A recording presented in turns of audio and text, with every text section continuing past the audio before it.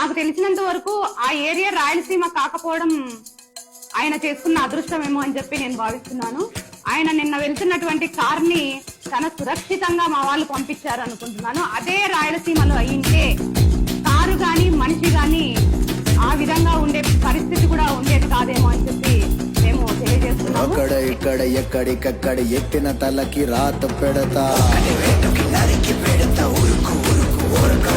దెబ్బకి అబ్బని గుర్తుకు తెస్తా, నెత్తుటి స్నానం నీకు చేస్తా, కన్నని ఎరగవేస్తా, ఉరుకు ఉరుకు ఓరకరం కట్టినంటే నేనే కత్తి గుచ్చకుండానంతే, కచ్చగొట్టే వంటే నిన్ను చంపకుండా ఉండనంతే, నిన్ను నిన్ను నిన్ను చంపి నీ రక్తంతోనే రాస్తా.